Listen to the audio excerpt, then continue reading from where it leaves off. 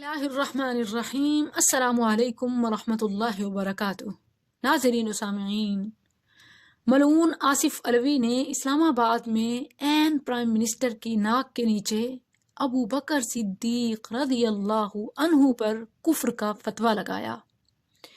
بعض امیر مسلمانوں نے سوشل میڈیا پر بھرپور احتجاج کیا اور اس کے بعد آج ملک بھر کی مساجد سے دفاع صحابہ اور شان ابو بکر صدیق رضی اللہ عنہ کی صدائیں بلند ہوئیں۔ جب اس بدبخت نے محافظان صحابہ اور محبان صحابہ کا لشکر اپنی طرف بڑھتے دیکھا تو فوراً اپنے کہے سے مکر گیا کہ میری مراد تو یزید تھا، یہ تھی وہ تھا۔ حالانکہ یزید کے دور میں کون سی فاطمہ رضی اللہ عنہا، کون سی بطول باغ فدق کا مطالبہ کرنے آئی تھی؟ اب یہ بزدل انسان ایک جھوٹ کو چھپانے کے لیے 100 جھوٹ کر رہا ہے۔ مسلمانوں، میری بات یاد رکھنا، ان کا عقیدہ ہی صحابہ کی گستاخیاں کرنا اور ان کو ہدف طعن و تشنیع بنانا ہے۔ یہ اس سے باز نہیں رہ سکتے۔ اپنے آپ کو بچانے کے لیے انہوں نے اہل بیت اطہار کی محبت کا لیبل اپنے سینوں پر لگایا ہے۔ یہ اس لیبل کے پیچھے چھپنا چاہتے ہیں، مگر اب امت بیدار ہو چکی ہے، ان کا نفاق چھپ نہیں پائے گا انشاءاللہ۔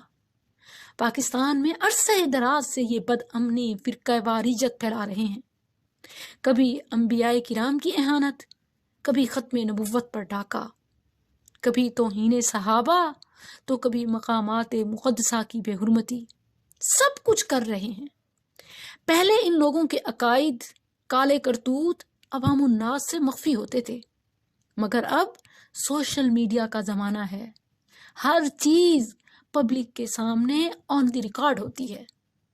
یہ اپنے کس کس بیانیے سے پھریں گے؟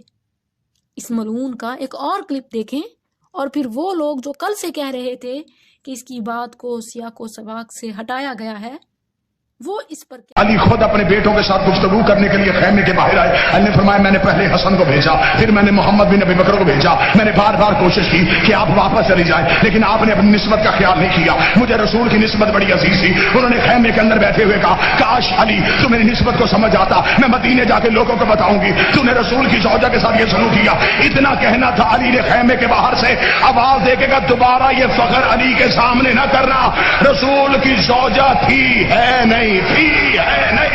اتنا جملہ کہنا تو نے کہا کس طرح نسبت سے محروم کر سکتا ہے؟ علی نے فرمایا مجھے محمد نے اپنا نفس کہا ہے، میں نفس محمد ہونے کے تحت آج سے آپ کو نکاح سے خارج کر۔ انا للہ و انا الیہ راجعون۔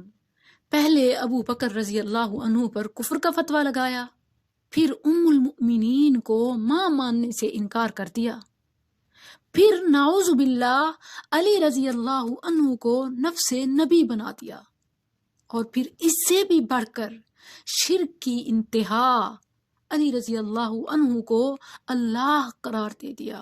نعوذ باللہ من ذالک۔ کیا یہ ہے علی رضی اللہ عنہ کی شان؟ آؤ سنو یہ دین کی ادنا سی تعریبہ، صحابہ و اہل بیت کی معمولی محافظہ تمہیں بتاتی ہے کہ اہل بیت کی شان کیا ہے، خلیفہ راشد سیدنا علی رضی اللہ عنہ کا مقام کیا ہے۔ سیدنا علی رضی اللہ عنہ کی شان سے، علی رضی اللہ عنہ کے مناقب سے، علی کی ولایت سے انکار کوئی مسلم نہیں کر سکتا۔ ہم علی رضی اللہ عنہ کو اللہ کا ولی مانتے ہیں، مصطفیٰ کا پیارا مانتے ہیں، جنت کی ملکہ فاطمہ رضی اللہ عنہا کا دلہا مانتے ہیں، جنت کے سردار حسن و حسین رضوان اللہ علیہم اجمعین کا بابا مانتے ہیں، خلیفہ راشد مانتے ہیں، مگر مشکل کشا نہیں مانتے، حاجت روا نہیں مانتے، بگڑی بنانے والا نہیں مانتے۔ اہل بیت اطہار کی محبت ایمان کی علامت ہے۔ اہل بیت اطہار کے احسانوں کا بدلہ کوئی اتار ہی نہیں سکتا۔ ان کی قربانیوں سے دین ہم تک پہنچا، مگر آج کچھ لوگ ان کا نام لے کر ان کی تعلیمات کی دھجیاں اڑاتے ہیں۔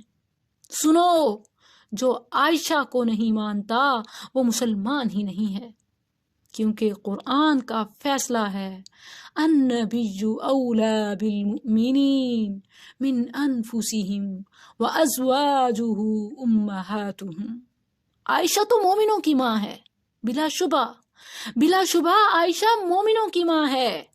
جو عائشہ رضی اللہ عنہا کو نہیں مانتا وہ مومن ہی نہیں ہے۔ ابو بکر رضی اللہ عنہ وہ واحد صحابی ہیں جنہیں صحابی کا لقب خود اللہ نے دیا۔ اذ یقول لصاحبہ، اللہ اکبر۔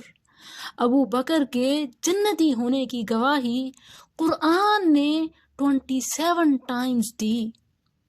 باقی نبی صلی اللہ علیہ وسلم کی زبان سے بشارتیں سنانے بیٹھ جاؤں تو وقت ختم ہو جائے۔ جو ابو بکر رضی اللہ عنہ کا تبرہ کرتا ہے، اسلام اس کا تبرہ کرتا ہے۔